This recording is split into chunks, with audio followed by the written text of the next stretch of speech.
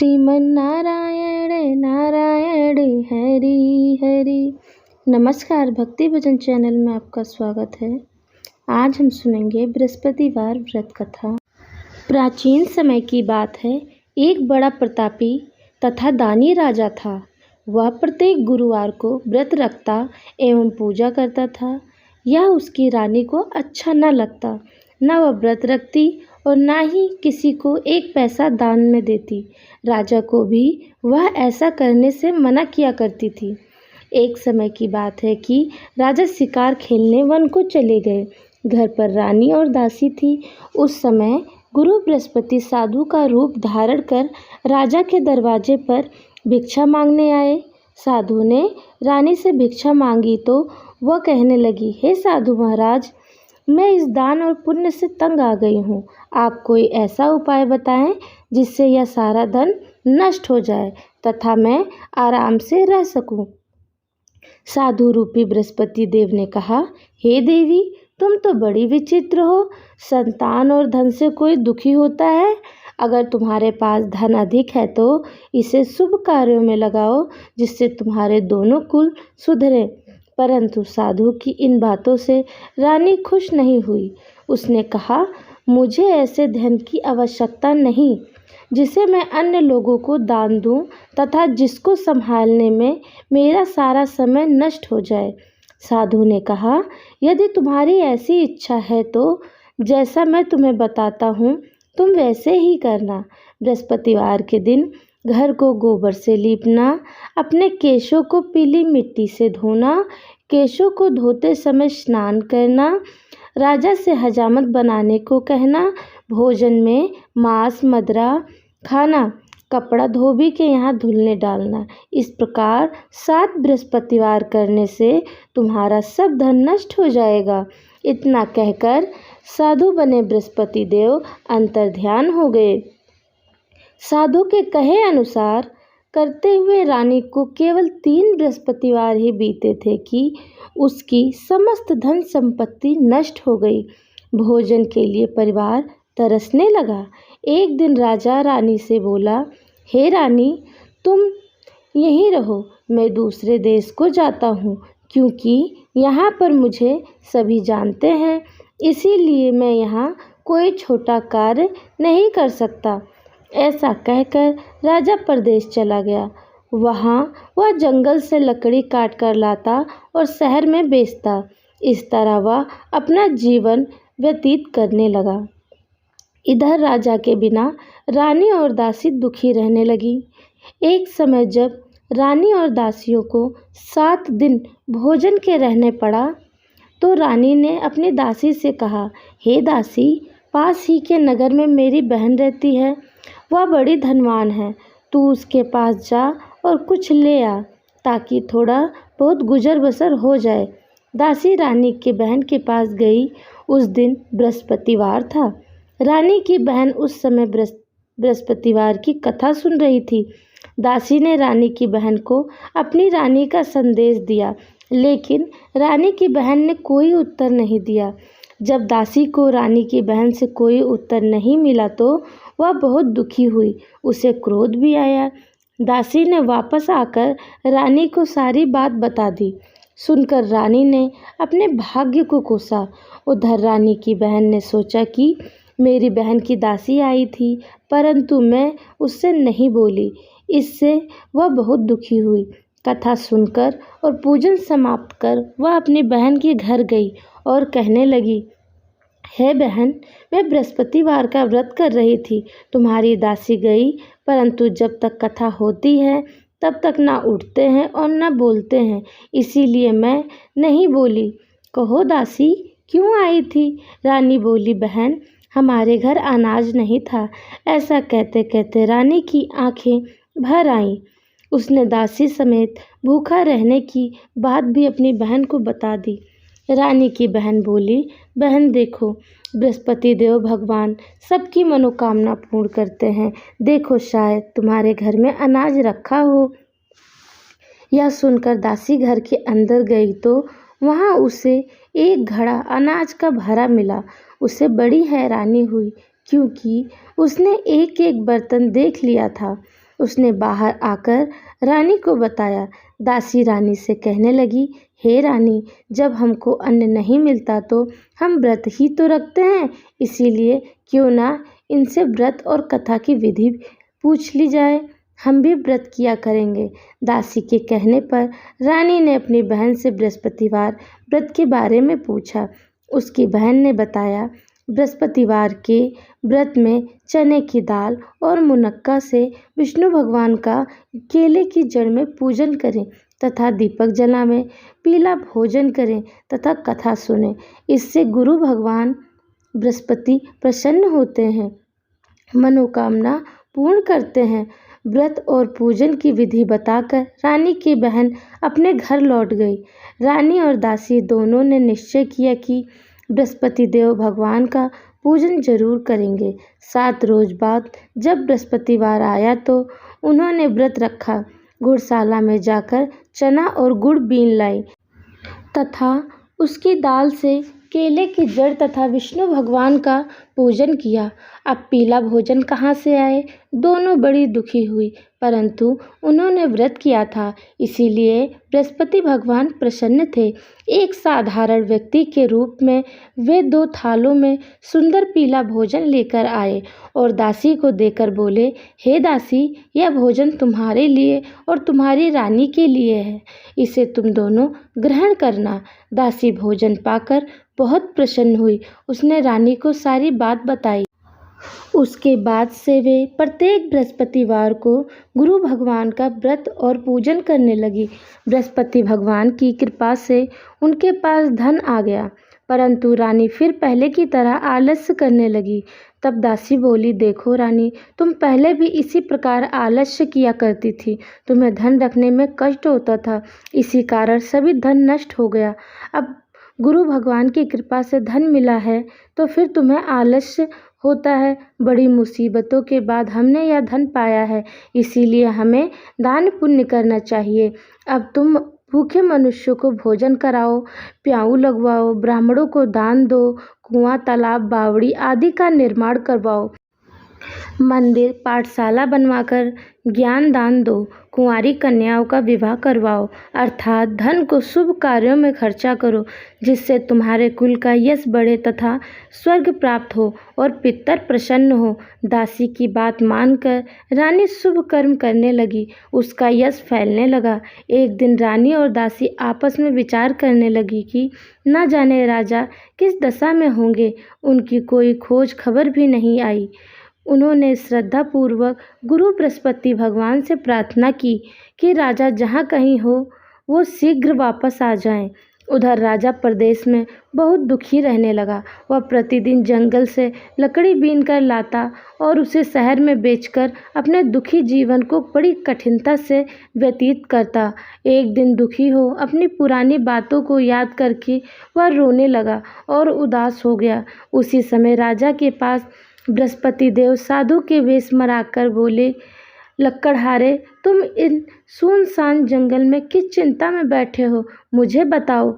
यह सुन राजा के नेत्रों में जल भर आया। साधु की वंदना कर राजा ने अपनी संपूर्ण कहानी सुना दी। महात्मा दयालु होते हैं। वे राजा से बोले, हे राजा, तुम्हारी पत्नी ने बृहस्पति देव के प्रति अपराध किया था, जिसके कारण तुम्हारी यह दशा हुई है।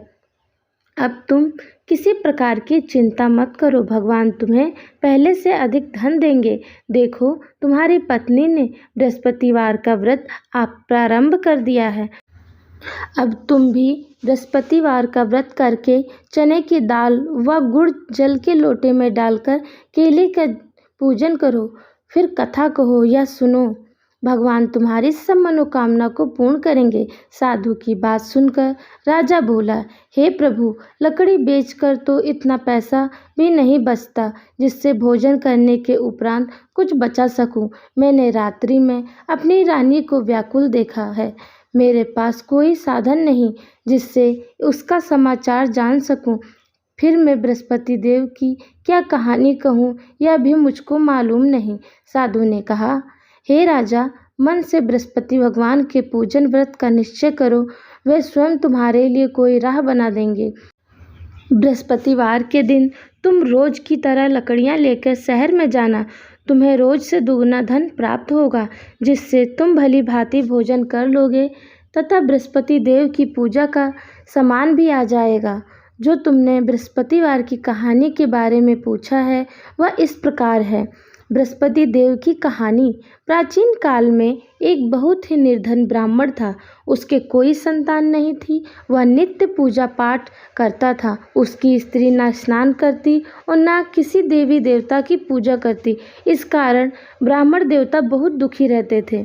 भगवान की कृपा से ब्राह्मण के यहाँ एक कन्या उत्पन्न हुई। कन्या बड़ी होने लगी। प्रातः स्नान करके वह भगवान विष्णु का जाप करती। बृहस्पतिवार का व्रत भी करने लगी। पूजा पाठ समाप्त कर पाठशाला जाती तो अपनी मुट्ठी में जौ भरकर ले जाती और पाठशाला जाने के मार्ग में डाल देती। लौटते समय वही जौ स्वर्ण के हो जाते तो उनको बीनकर घर ले आती। एक दिन वह बालिका सूप में उन सोने के जौ को फटक फटक कर साफ कर रही थी। तभी उसकी माँ ने देख लिया और कहा, हे बेटी, सोने के जौ फटकने के लिए सोने का सूप तो होना चाहिए। दूसरे दिन गुरुवार था। कन्या ने व्रत रखा और बृहस्पति देव से सोने का सूप देने की प्रार्थना की। बृहस्पति देव ने उसकी प्रार्थना स्वीकार कर ली। रोज की तरह वह कन्या जौ फैलाती हुई पाठशाला चली गई। पाठशाला से लौटकर जब वह जौ बीन रही थी तो बृहस्पति देव की कृपा से उसे सोने का सूप मिला। उसे वह घर ले आई और उससे जौ साफ करने लगी, परंतु उसकी माँ का वही ढंग रहा।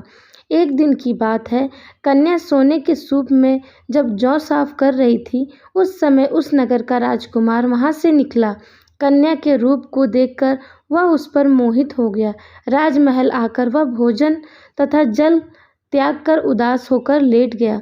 राजा को जब राजकुमार द्वारा अन्न जल त्यागने का समाचार ज्ञात हुआ तो अपने मंत्रियों के साथ वह अपने पुत्र के पास गया और कारण पूछा। राजकुमार ने राजा को उस लड़की के घर का पता भी बता दिया।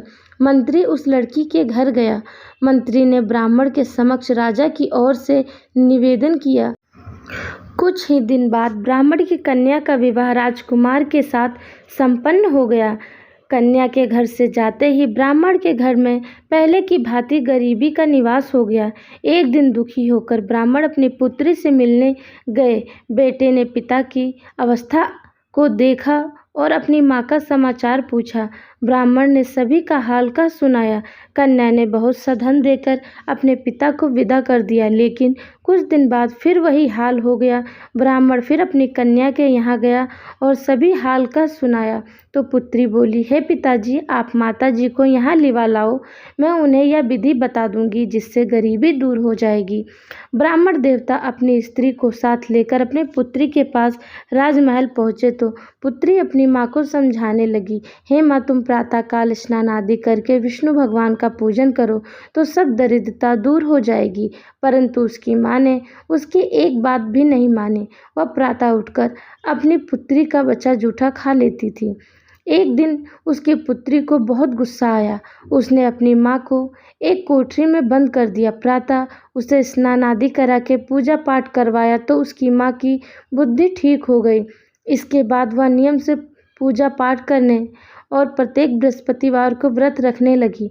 इस व्रत के प्रभाव से मृत्यु के बाद वह स्वर्ग को गई। वह ब्राह्मण भी सुखपूर्वक इस लोक का सुख भोग कर स्वर्ग को प्राप्त हुआ। इस तरह कहानी कहकर साधु देवता वहाँ से लोप हो गए। धीरे धीरे समय व्यतीत होने पर फिर बृहस्पतिवार का दिन आया। राजा जंगल से लकड़ी काटकर शहर में बेचने गया। उसे उस दिन और अधिक दिनों से अधिक धन मिला। राजा ने चना गुड़ आदि लाकर बृहस्पतिवार का व्रत किया। उस दिन से उसके सभी कलेश दूर हुए, परंतु जब अगले गुरुवार का दिन आया तो वह बृहस्पतिवार का व्रत करना भूल गए।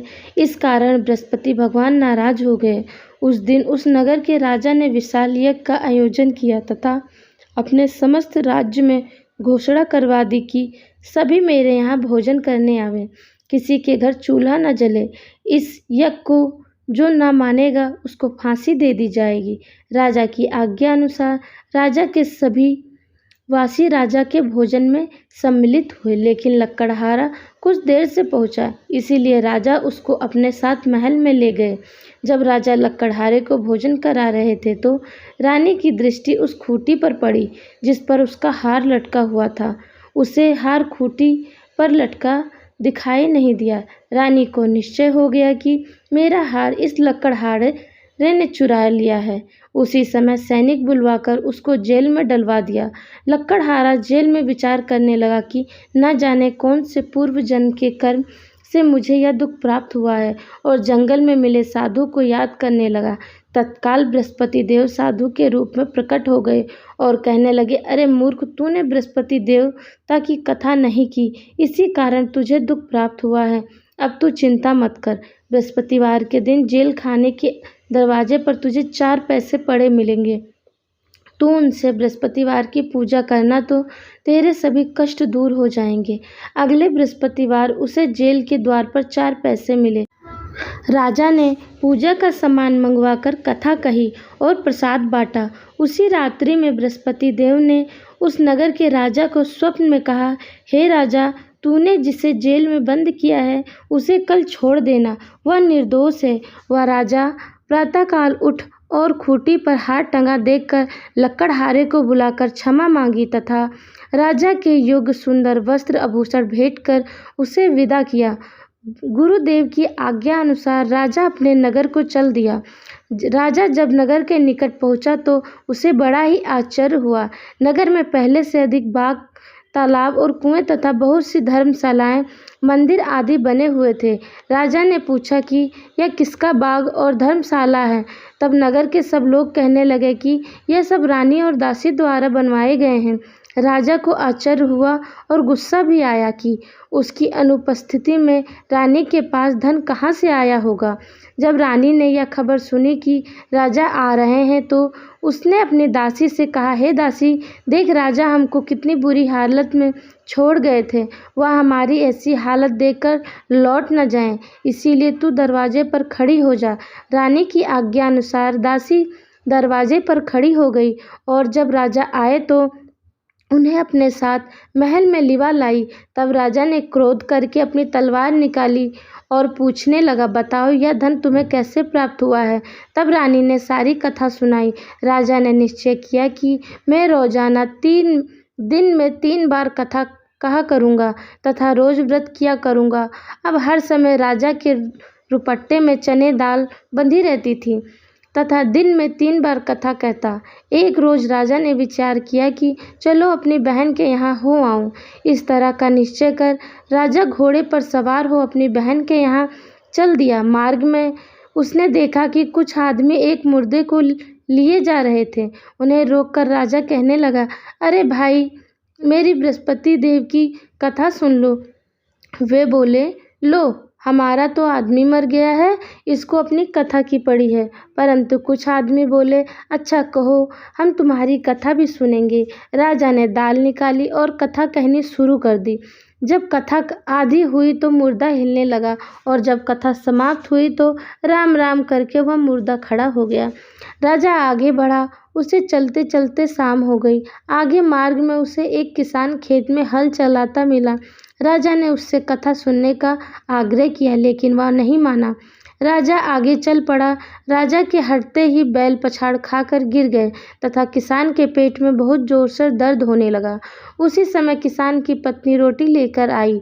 उसने जब देखा तो अपने पुत्र से सब हाल पूछा। बेटे ने सभी हाल बता दिया। बुढ़िया दौड़ी दौड़ी उस घुड़सवार के पास गई और बोली, मैं तेरी कथा सुनूंगी, तू अपनी कथा मेरे खेत पर ही चलकर कहना। राजा ने लौटकर बुढ़िया के खेत पर जाकर कथा कही, जिसके सुनते ही बैल खड़े हो गए तथा किसान के पेट का दर्द भी बंद हो गया। राजा अपनी बहन के घर पहुंच गया। बहन ने भाई की खूब मेहमानी की। दूसरे रोज प्रातःकाल राजा जागा तो वह देखने लगा कि सब लोग भोजन कर रहे हैं। राजा ने अपनी बहन से जब पूछा, ऐसा कोई मनुष्य है जिसने भोजन नहीं किया हो, जो मेरी बृहस्पतिवार की कथा सुन ले। बहन बोली, हे भैया, यह देश ऐसा ही है। पहले यहाँ के लोग भोजन करते हैं, बाद में अन्य काम करते हैं। फिर वह एक कुम्हार के घर गई जिसका लड़का बीमार था। उसे मालूम हुआ कि उसके यहाँ 3 दिन से किसी ने भोजन नहीं किया है। रानी ने अपने भाई की कथा सुनने के लिए कुम्हार से कहा। वह तैयार हो गया। राजा ने जाकर बृहस्पतिवार की कथा कही, जिसको सुनकर उसका लड़का ठीक हो गया। अब तो राजा की प्रशंसा होने लगी। एक दिन राजा ने अपनी बहन से कहा, हे बहन, मैं अब अपने घर जाऊंगा, तुम भी तैयार हो जाओ। राजा की बहन ने अपनी सास से अपने भाई के साथ जाने की आज्ञा मांगी। सास बोली, चली जा, परंतु अपने लड़कों को मत ले जाना, क्योंकि तेरे भाई की कोई संतान नहीं होती है। बहन ने अपने भाई से कहा, हे भैया, मैं तो चलूंगी, परंतु कोई बालक नहीं जाएगा। अपनी बहन को भी छोड़कर दुखी मन से राजा अपने नगर को लौट आया। राजा ने अपनी रानी से सारी कथा बताई और बिना भोजन किए वह शैया पर लेट गया। रानी बोली, हे प्रभु, बृहस्पति देव ने हमें सब कुछ दिया है, वे हमें संतान अवश्य देंगे। उसी रात बृहस्पति देव ने राजा को स्वप्न में कहा, हे राजा, उठ, सभी सोच त्याग दे, तेरी रानी गर्भवती है। राजा को यह जानकर बड़ी खुशी हुई। 9वें महीने रानी के गर्भ से एक सुंदर पुत्र पैदा हुआ। तब राजा बोला, हे रानी, स्त्री बिना भोजन के रह सकती है, परंतु बिना कहे नहीं रह सकती। जब मेरी बहन आए तुम उससे कुछ मत कहना। रानी ने हाँ कर दी।